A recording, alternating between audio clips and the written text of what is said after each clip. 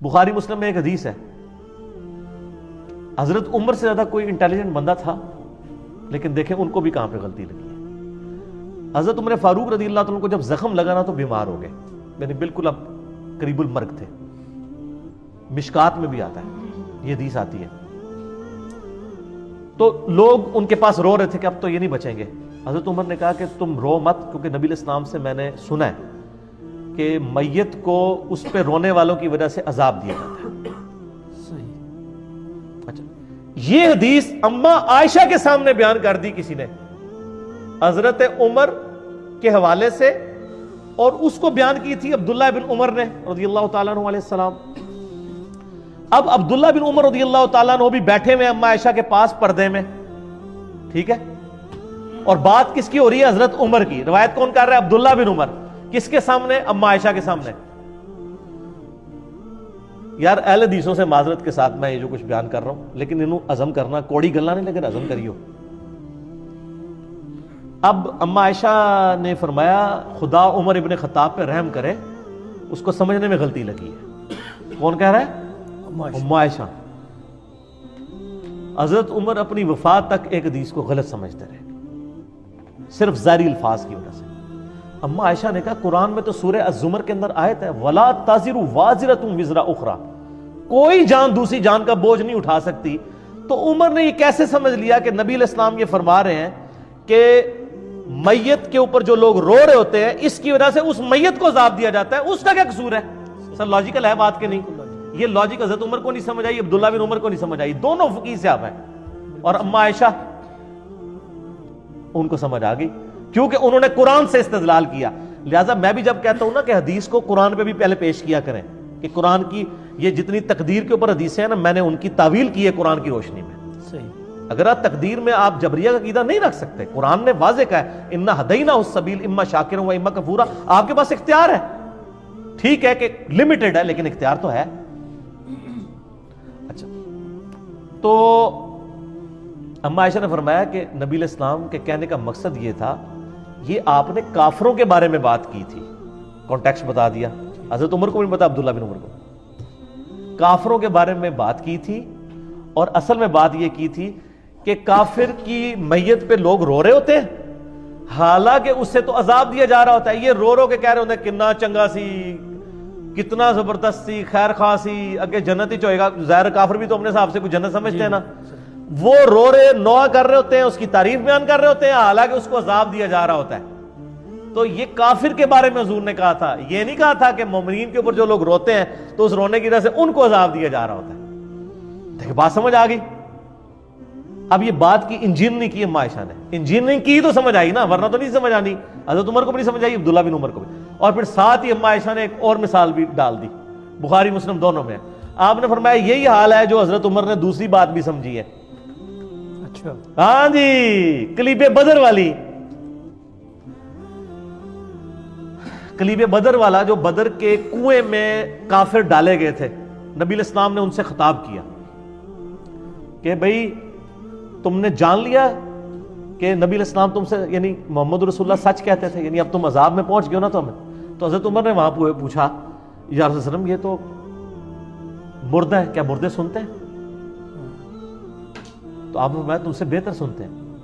اچھا، اب حضرت عائشہ نے کہا کہ یہ عمر کو بات سمجھ نہیں آئی۔ عبداللہ بن عمر نے ہی یہ بھی روایت کی، عبداللہ بن عمر ابو عبد الرحمن پر اللہ تعالیٰ رحم فرمائے، ان کو یہ بات ہی نہیں سمجھ آئی۔ نبی علیہ السلام نے یہ نہیں کہا تھا، ان کا یہ کیسے ہو سکتا ہے جبکہ قرآن پاک میں آیا ہے کہ اے نبی علیہ السلام تم مردوں کو نہیں سنا سکتے، تو یہ کیسے ہو سکتا ہے کہ وہ سن رہے ہوں؟ اصل میں نبی علیہ السلام یہ کہہ رہے تھے کہ اے عمر اب یہ تم سے بہتر جان چکے ہوں گے، کیونکہ وہ اب آخرت میں جا چکے ہیں، تم تو اس دنیا میں ہو نا، دنیا میں بیٹھ کے تو آپ جج نہیں کر سکتے نا عذاب کو اور جنت کو۔ انہوں نے عذاب چکھ لیا ہے، اب یہ سمجھ چکے ہوں گے کہ دنیا میں جو محمد صلی اللہ علیہ وآلہ وسلم ان سے کہا کرتے تھے وہ بالکل ٹھیک کہا کرتے تھے۔ تو حضرت عائشہ نے کہاں کی تعویل کی؟ ان کا یہ یسمعون کا مطلب یہ ہے یعلمون، وہ جان چکے ہیں، یہ نہیں ہے کہ وہ فزیکلی سن رہے ہیں۔ عائشہ بھابی نہیں سن، دیکھو نا جی، یہ بات کر دیتے ہیں نا جی، وہابیوں والی باتیں ہیں، یہ فلاں فلاں ہے، آپ دیکھ لیں یہ دونوں بات۔ لہٰذا کانٹیکسٹ بھی دیکھنا چاہیے. اگر صحابہ کرام کو کسی حدیث کے سمجھنے میں یعنی کانٹیکسٹ کے پوائنٹ آف ویو سے غلطی لگ سکتی ہے نا, تو سر پھر آپ کے محدثین اور آپ کے بزرگان دین اور آپ کے شیوخ الحدیث وہ کس کھیت کی مولی ہیں؟ ان کی کیا اوقات ہے صحابہ کرام کے مقابلے پہ؟ اور پھر آپ کو وہ حدیث بھی یاد ہوگی بخاری مسلم کی جو میں نے معراج والے لیکچر میں بتائی تھی, مسروق تابعی جو اما عائشہ کو ملنے جاتا ہے, تو وہ مسروق کہتے ہیں میں تو ٹیک لگا کے بیٹھا ہوا ہوں, پردے میں اما عائشہ کے شاگرد تھے نا, بڑے لاڈلے شاگرد تھے. تو کہا مسروق بیٹا میں تجھے بتاؤں, جو بھی 3 باتوں میں سے کسی ایک کا بھی قائل ہونا وہ اللہ اور اس کے رسول پہ جھوٹ باندھ رہا ہے. ان کا پہلی بات یہ ہے کہ جو شخص یہ کہتا نا کہ محمد صلی اللہ علیہ وسلم نے اللہ کو دیکھا ہے وہ جھوٹ بول رہا ہے. مسروق کہتے ہیں میں ٹیک لگا کے بیٹھا ہو گیا, میں کہا اما جی جذباتی نہ ہو, ٹھنڈے ہو, کیڑی گل کر رہے ہو, ذرا اس میں میرا کلپ بھی چڑھا ہوا ہے. انہوں نے کہا بالکل میں اس امت میں پہلی ہوں جس نے میں نے نبی علیہ السلام سے پوچھا تھا یہ قرآن میں جو ذکر آیا تو نبی علیہ السلام بتایا میں نے جبرائیل کو دیکھا. اور بیٹا دوسرا وہ بندہ بھی جھوٹ بول رہا ہے جو یہ کہے کہ نبی علیہ السلام نے کچھ خاص باتیں خاص لوگوں کو بتائیں, کچھ چھپا لی, جبکہ قرآن پاک میں تو واضح آتا ہے کہ نبی صلی اللہ علیہ وسلم اگر آپ نے اللہ کا پیغام نہیں پہنچایا سورۃ المائدہ میں تو آپ نے رسالت کا حق ہی نہیں ادا کیا. تو نبی علیہ السلام نے کوئی چیز نہیں چھپائی. سارے صوفی وٹ چھڑے اما عائشہ نے پڑھ کے کٹھے ہی جڑے نا تیشے تھلے دے کے وٹ چھڑے کہ بھی کوئی خاص گل کسی خاص نو نہیں دسی, ساری اوپن نہیں دسی ہے حجۃ الوداع پہ غدیر خم پہ. اور تیسرا فرمایا کہ جی جو شخص یہ کہنا کہ اللہ کے نبی غیب جانتے تھے اس نے بھی جھوٹ بولا. کیا تم قرآن نہیں پڑھتے ہو کہ 5 غیب کی کنجیاں ان کو اللہ کے علاوہ کوئی نہیں جانتا. اما عائشہ سے سیدھا قرآن تو شروع ہو گیا نا, قرآن دے ہوتے ہی سارے عقائد, اور ایون اما عائشہ حدیثوں کو بھی قرآن پہ پیش کرتی تھی. آپ دیکھیں یہ دیکھیں یہ حدیثوں کو قرآن پہ پیش کیا.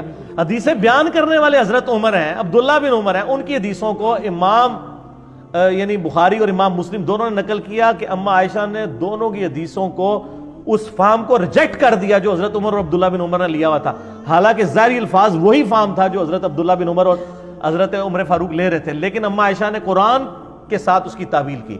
اس کا مطلب ہے اہل حدیث علماء سے میں ریکویسٹ کروں گا, برا نہیں ماننا, احادیث کو قرآن پر پیش کرنا یہ میری ماں اما عائشہ رضی اللہ تعالیٰ عنہ و سلام اللہ علیہا کی سنت ہے.